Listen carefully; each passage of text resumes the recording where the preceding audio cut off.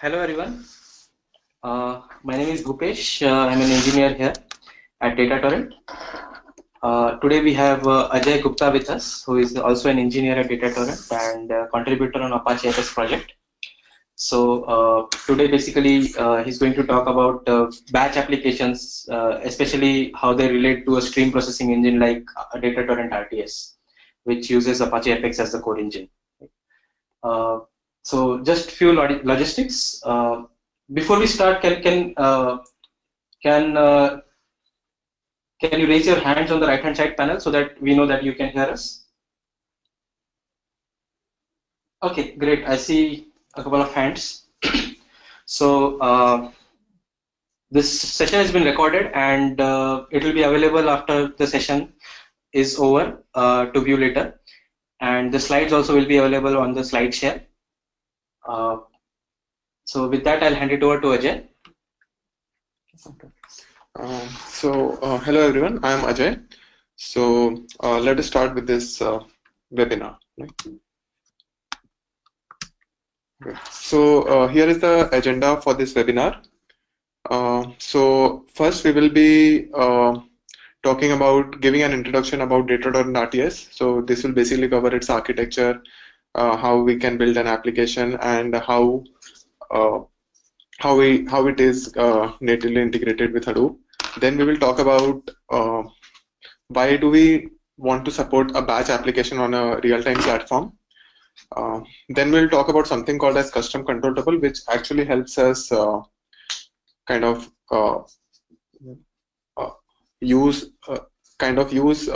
we actually make use of these custom control tuples for implementing batch applications.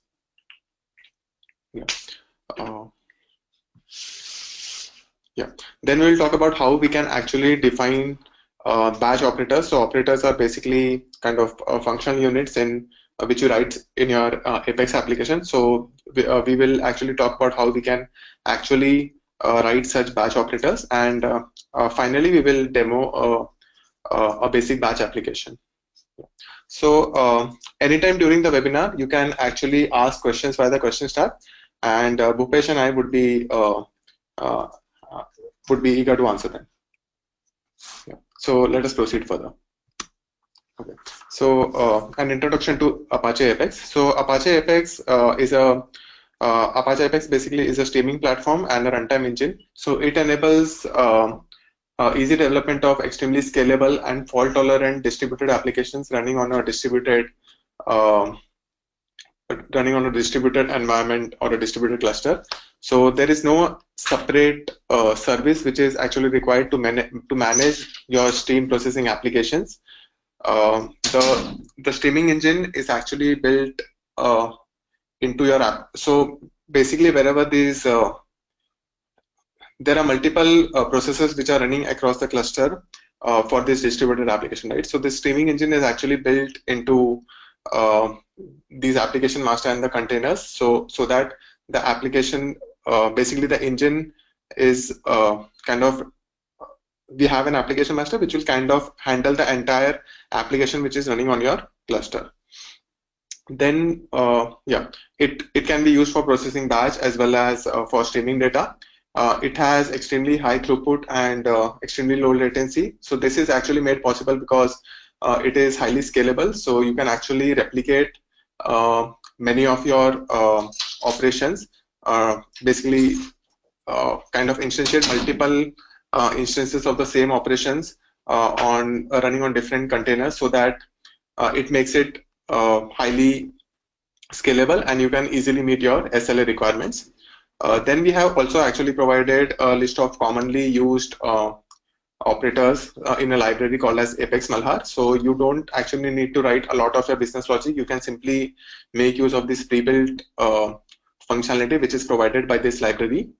And if there is some specific functionality which is kind of intrinsic to your application itself which you are building, then you can always go ahead and write your custom operators for using it in your application. Yeah. So this is the DataTorrent architecture, basically the DataTorrent entire tech stack. So at the bottom we have the big data infrastructure, which is basically the Hadoop 2.0 2.0. So it is we support both on-premise installation of Hadoop as well as cloud installations of Mapr, Cloudera, and other distributions. Then we have on top of that we have the Apex core platform. Basically, this is our the streaming engine platform. On top of that, then we have the Malhar operator library. So this is the library which contains many different operators, like for transformation, for machine learning and scoring operations, or for reading and writing data using SQL to different databases, and then performing some analytics operations. Then we have support for high-level API, and as well as support for Python, wherein like we you can actually write your applications using Python as well. Then we also have support for batch. Then on top of this, we have the entire DataTorrent stack. So below this, all of this was open source. On top of this, we have the DataTorrent stack, and so we have the GUI application assembly, which is basically providing a simple drag and drop mechanism for kind of building your application. Then we have the management and monitoring tools. So basically, the DataTorrent console actually becomes quite intuitive, because considering that our application is running in a distributed environment, it becomes difficult to manage and monitor such applications. So by having a centralized console, you can easily monitor and debug your applications. Then we have a real-time data visualization tool as well, so that you can actually so application can actually emit metrics, and as well as some application stats are also being emitted. So all of these stats and metrics can actually be visualized on a dashboard by making use of this metrics platform which we have built.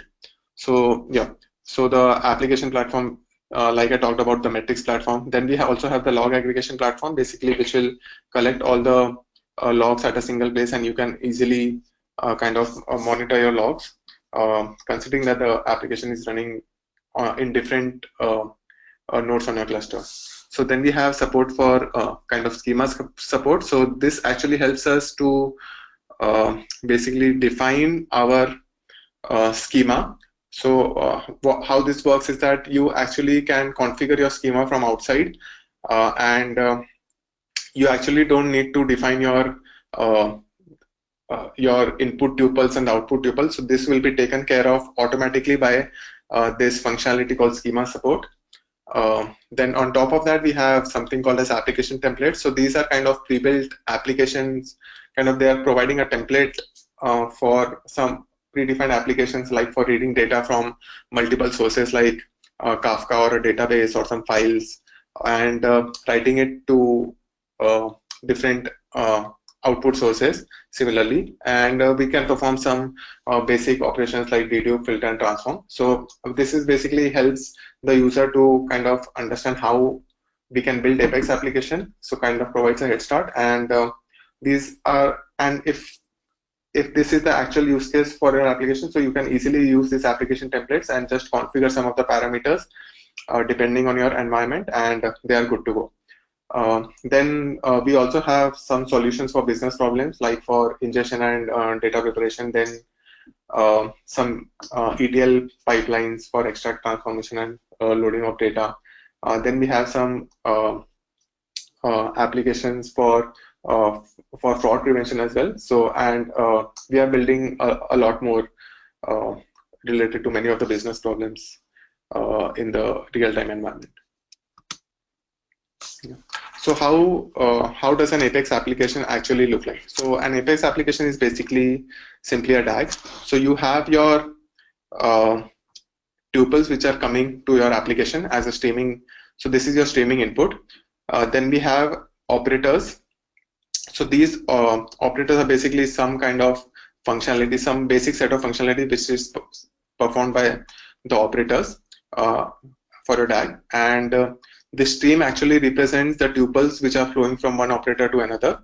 So so now like over here, the tuples are coming, and some operation is performed on this operator. Then these tuples then pass on to the other operator, and similarly at the end, these the output operator might write it to some external store. So if you actually see for this operator, we have shown multiple instances. So these are actually indicating that multiple instances of the same operator can run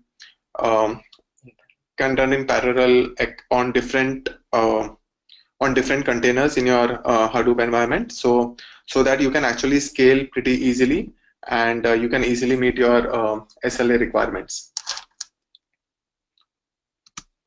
Okay. So the operator which we defined in the previous slide. So this is actually defining the life cycle of an operator. So we have two types of operators. The first one is the input operator, and the other one are the generic and output operators. So for the input operator, we have a setup call. So over here we kind of initialize the some of the properties which might be required before we actually proceed ahead with handling the input tuples. So over here we can do some initialization, like connecting to the database if we are probably reading or writing to a database and all of those stuff. Then we go ahead and do some begin window. So in Apex, basically the smallest time slice is represented by a window. So this time slice is basically from begin window to end window. So over here, before a window begins, we can actually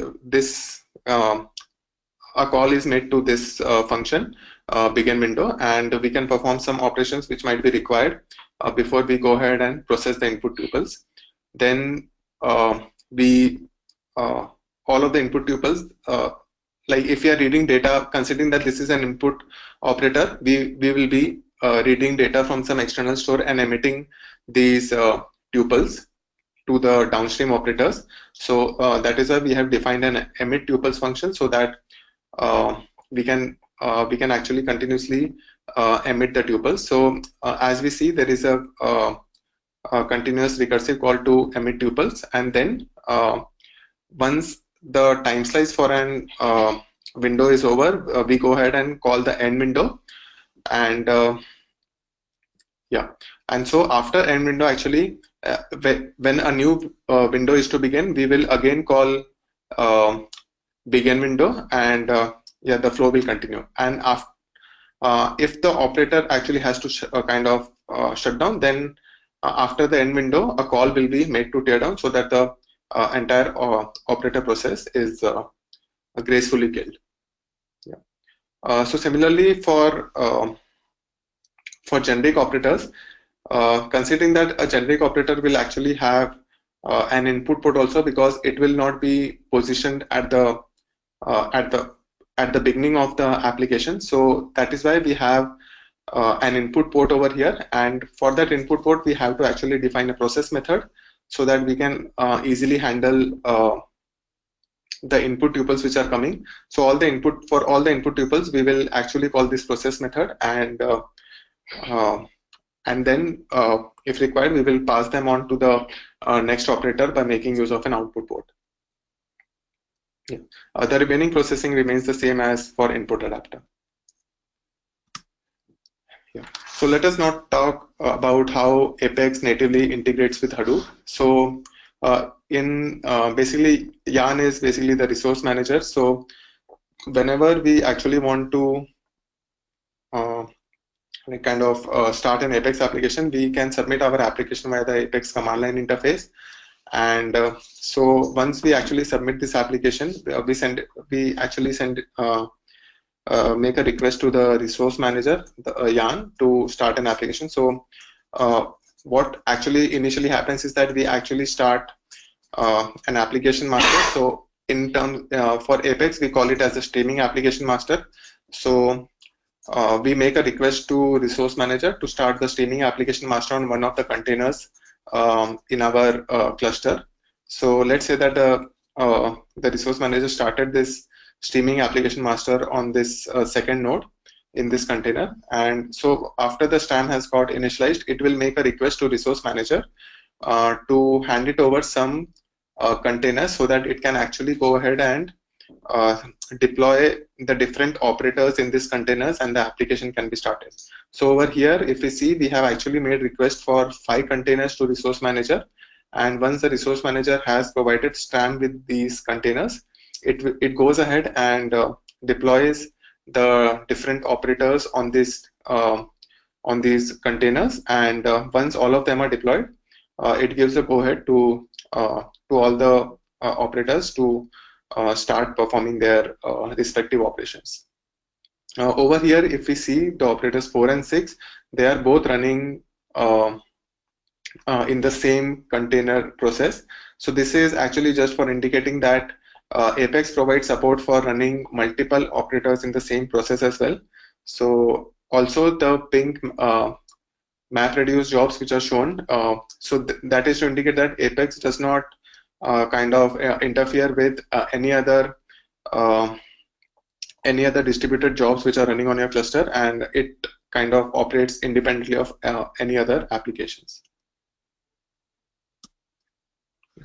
So DT application factory. So this is basically provided by DataTorrent. So it is basically a marketplace of fast big data applications. So we have provided applications for many analytics use cases. Then we have also provided reference architectures wherein we let users know how you can actually use DataTorrent and Apex for actually for many different use cases wherein you might where you can actually use Apex for many different real-time use cases.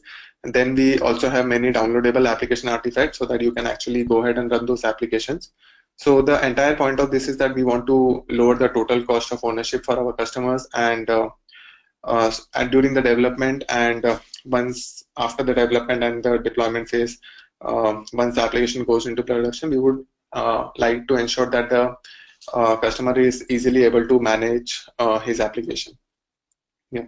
So the application factory, like I said, contains vertical applications like payment card fraud prevention. Then we have some platform applications like for data ingestion and data movement from one source to another.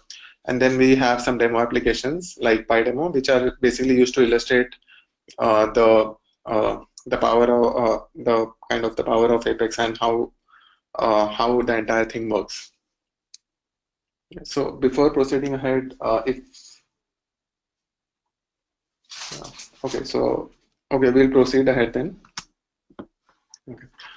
So why do we need batch application support on a real-time platform, right? So if you actually see, batch is basically a special case of streaming. So if we consider a batch, it is basically a bounded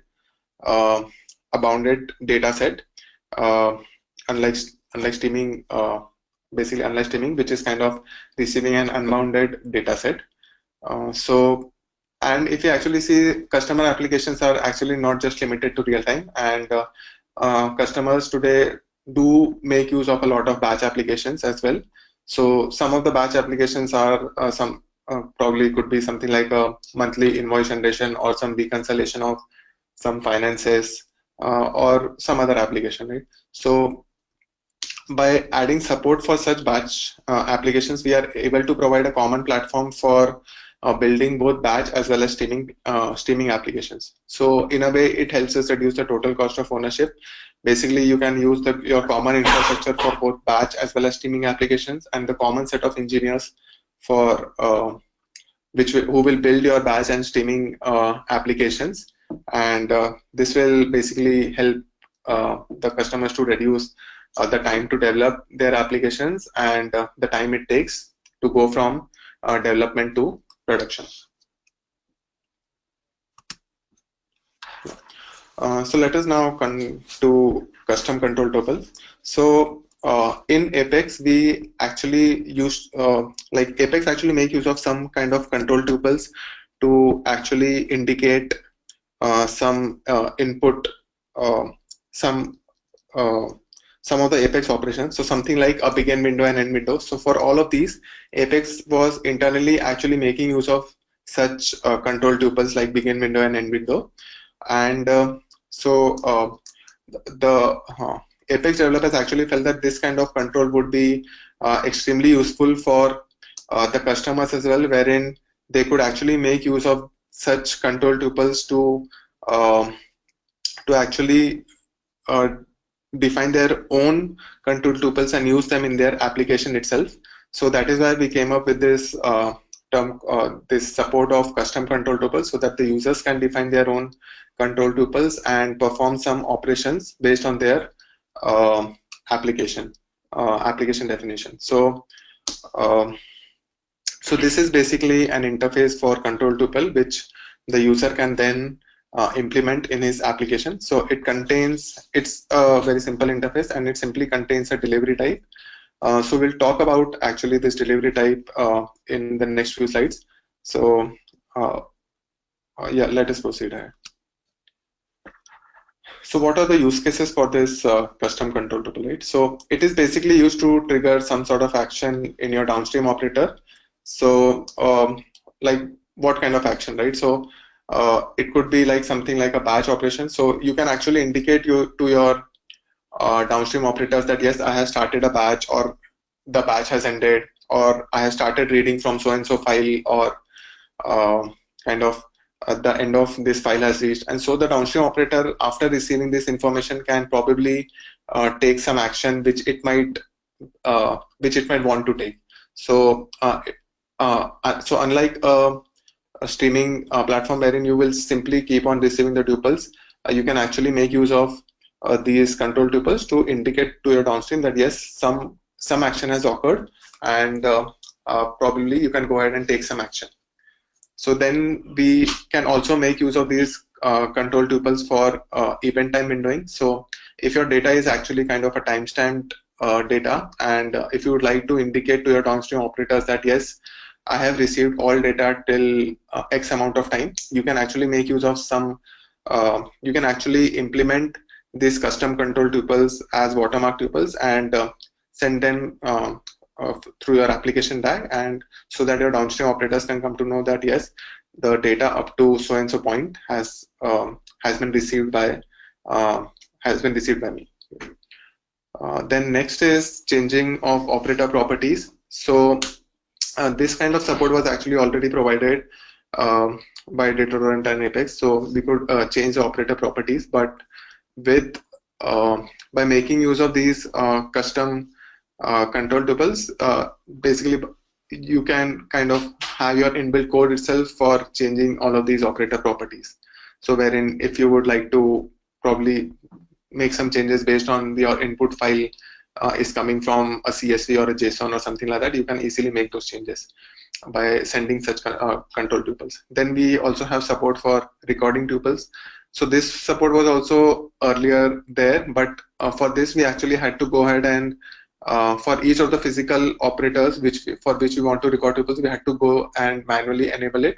So with the help of this custom control tuples, we can actually enable it automatically, because these custom control tuples will flow to each of these replicated instances of the operator, and hence they can all kind of start recording the tuples at the same window. Yeah. So how do we go ahead and use this custom control tuple? So okay, so this custom control tuple can be generated by any operator in an application DAG. So for emitting a custom control tuple, your operator needs to actually have an instance of controller by default output port. So in this controller by default output port, so this is basically an instance of output port, so which will be used to output some tuples and the control tuples to the next operator. So over here we have a method called emit control. So inside with this, we can simply pass the control tuple which we want to emit to the downstream operator to this function, and basically it will be taken care of by sending this.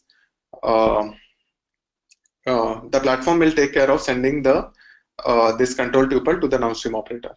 Similarly, for receiving a control tuple, your operator needs to make use of a controller where default input port, so that So now once a control tuple is received by your operator, this process control method is called, and based on your application or operator logic, you can actually write your logic in this process control method so that you can define the actions which need to be taken after receiving the control tuple.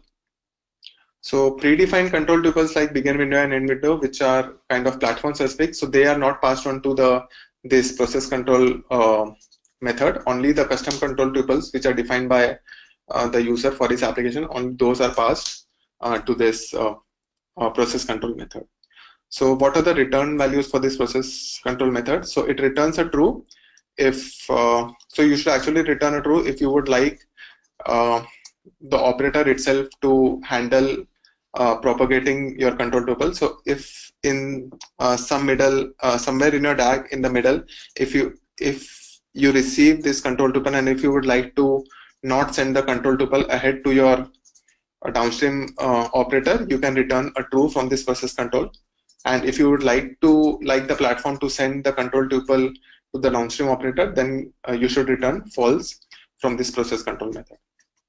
Also, one more requirement is that custom control tuples should be cryo-serializable. So this requirement comes from the fact that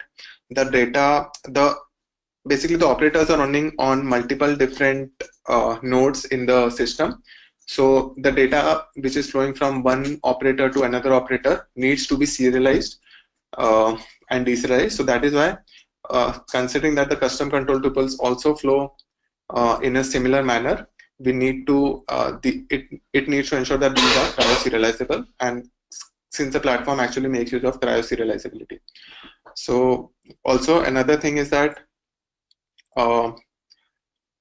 we have many operators as well which actually we may not want to make use of these functionalities of control of custom control tuple, right? And still we may want to use in the application. So only some operators may want to make use of this control aware default input and output port, and others can simply make use of the default input port and output port which were made use of earlier.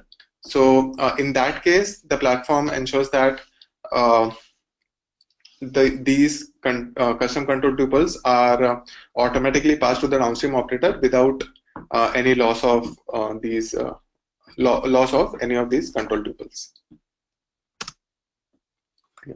So regarding the delivery type which we talked about earlier, so it basically simply represents the time with respect to the processing window, basically the time between the begin window and end window of your application. So basically it defines when this control tuple which we want to emit, when will it be delivered to your downstream operator.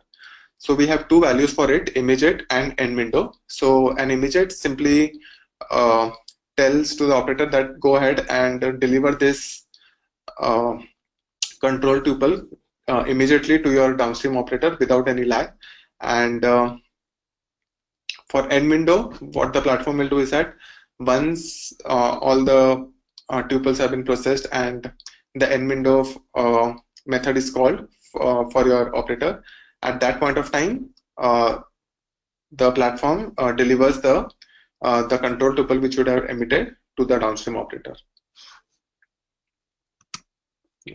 So let us have a look at how how we can actually implement some batch operators. So I will show you a batch input operator and a file-based batch input operator and a batch file output operator.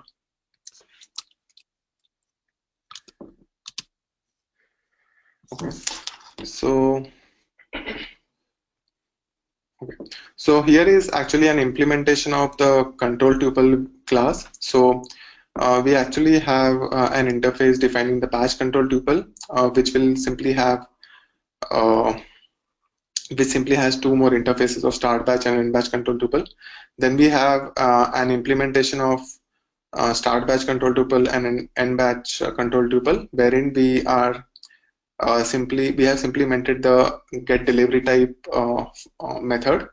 So for the start batch control tuple, we are making use of an immediate delivery, and for the end batch control tuple, we are making use of a delivery type of end window.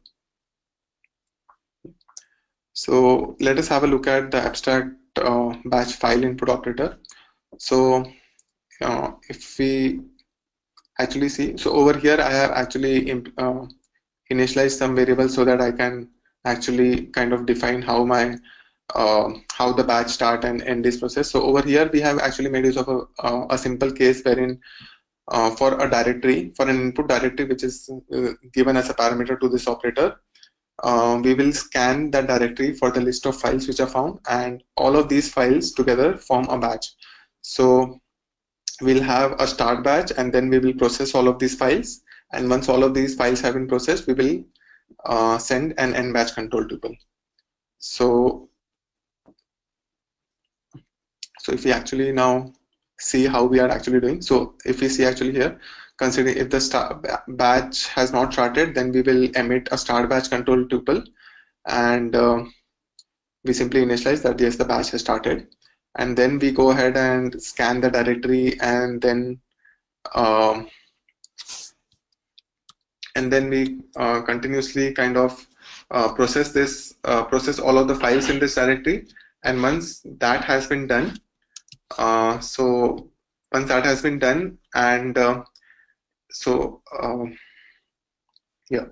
so after the scanning is complete, and if we have not actually emitted end batch control tuple, then we go ahead and emit the end batch control tuple, and we also save the window ID in this context, so that what we can do is that we know that once all of the operators in our application have actually reached this window ID, it simply implies that all the tuples which were sent by this file input operator have got processed, and then we can, if there are no more data which is to be processed or batches to be processed, we can simply go ahead and shut down the application. So that is why I have saved this shutdown window ID, and once I am sure that all of these windows have been processed, we can simply go ahead and throw a shutdown exception, so that the platform then, by throwing this exception, the platform will gracefully shut down this operator and all the downstream operators which are there in the application tag. So if we actually see an implementation of this abstract batch file input operator, we have this batch based line by line input operator, and so over here I have implemented the emit start batch control tuple, emit end batch control tuple, and we have this controller by default output port. So that is why for this output controller default output port instance called output, we are making use of that to emit the actual tuple, then emit the control tuple over here, wherein I have implemented, kind of initialized the start batch control tuple instance, and similarly an end batch control tuple instance. So now we'll move to seeing how we have implemented a batch based file output operator. So if we see over here, we have actually initialized a default input port, so a controller by default input port. So if we see its usage, we can see that we have the process method which will process all your data tuples, and then we have the process control method which is used for processing the control tuples. So if we see the implementation of this process control tuple method, so over here what I have done is that if we actually receive an end batch control tuple, we will so whatever the files which we have, so what this actually operator does is that it simply writes your data to some temporary files initially, and now that it knows that it has received the end batch control tuple and no more data will be received, so it goes ahead and finalizes all of these files, so that like no more data will be received, and it can actually go ahead and rename these files to whatever is required by the application. And so it goes ahead and does it, and yeah. So this kind of operations can be handled by our application by making use of such control tuples. So we have actually made use of these operators in an application as well. So let me go ahead and kind of demo this application. So over here, actually, I have I'm launching this batch-based telecom solution. So what this application simply does, it basically receives a set of call data records, then it does some processing enrichment of this data, and it goes ahead and calculates the cost for each of these calls. So each customer will have a different plan, right? So it kind of makes use of all of this information and calculates the cost for each of these call data records. So I have initialized some parameters. So I'm making use of a directory over here, the data from this directory, and then I have initialized some other properties which are required. Yeah. So let me go ahead and launch this application.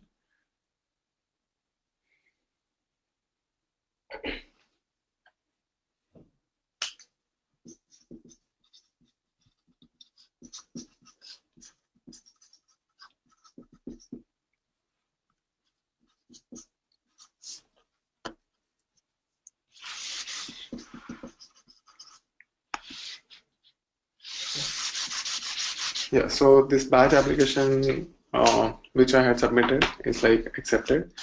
So this is basically the UI of the DataTorrent. So we have basically it contains a lot of parameters like what is the state of your application, and then it once the application is run, it shows a lot more content. So if you actually see like over here. So these are the kind of the events. So it has started the containers, then the start of different containers for launching the operators and all of those stuff. Then we have your application tag. So over here, this defines your app. This is defining the application tag. And so if we see we are reading some records, then we are kind of converting it to bytes because the CSV parser requires that in that format.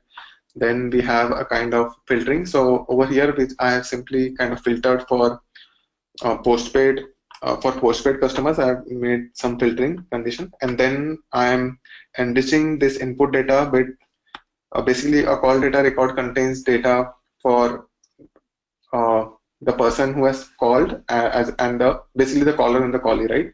So over here, I am enriching the data for the caller, and then I am doing some plan tag filtering, some filtering based on the plan for this customer, and then I am doing some enrichment.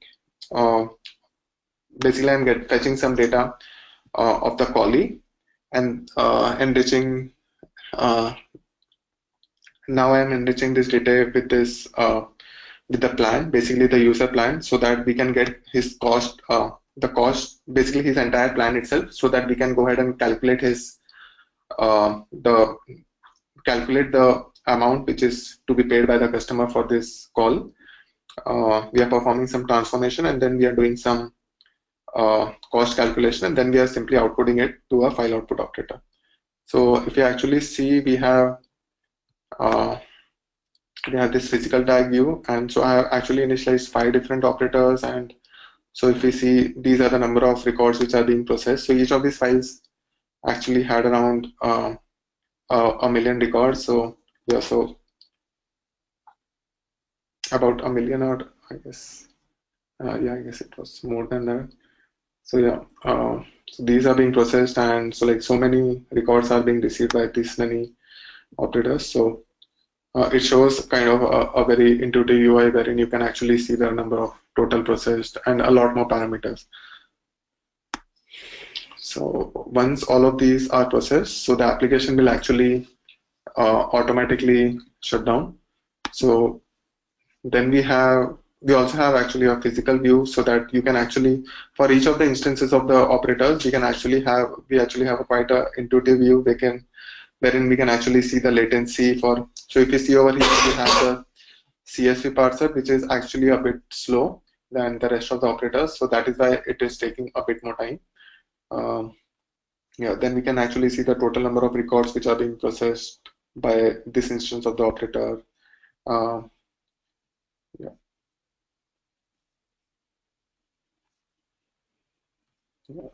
Yeah, then we can also see the container stats. So considering that the operator is running on a container, and if you would like to kind of see the amount of memory which is being allocated and the free memory, we can have a look at all of those stuffs as well. So Yeah.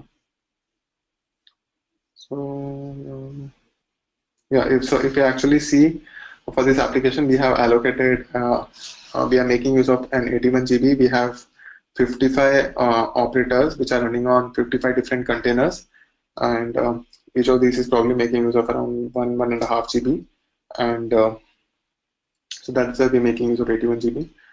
And yeah, so let us have a look at the application status.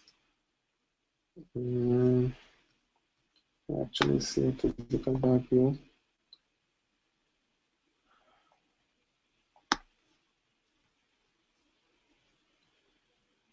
I guess.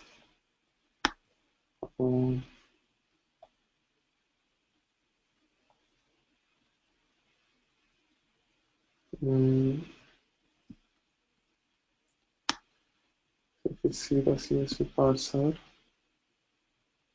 yeah. So the CSV parser, if you see, it has actually processed around. It has almost processed all the records. So it's close by to the 5 million records which are present. So yeah.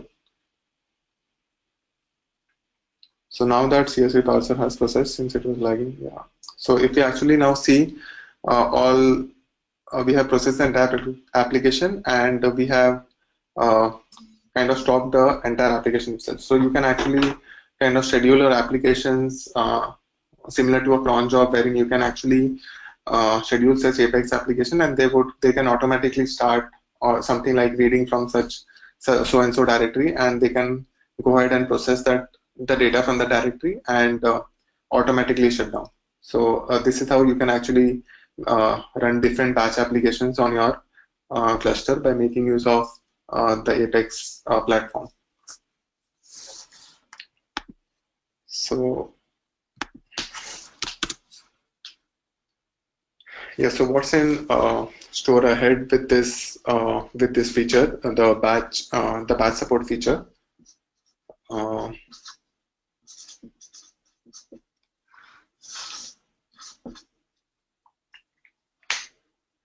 So we are actually looking at adding support for third-party workflow tools like Airflow, so that you can actually make use of other, so that you can actually schedule your entire flow one after the other, wherein you can actually use this batch Apex support as in your entire workflow, basically. And then we are also looking at adding support for ending the application from any operator. So if we actually saw, we were actually ending the application with the input operator by throwing the shutdown exception. However, this decision could actually also be taken by any different operator based on some conditions. So in that case, it would be useful if we could throw such shutdown exception from any operator. So we are looking forward to adding support for this thing as well. Yeah. So these are the resources for getting to know more about DataTorrent and Apex. So you can have a look at all of these. So we have the webinars which are being continuously hosted by DataTorrent. So you can have a look over here, and then we have a lot of videos by DataTorrent on this YouTube channel. Then we have a lot of similarly we have a lot of slides shared on SlideShare. And yeah, we are also hiring, so if you would like to join us, you can. So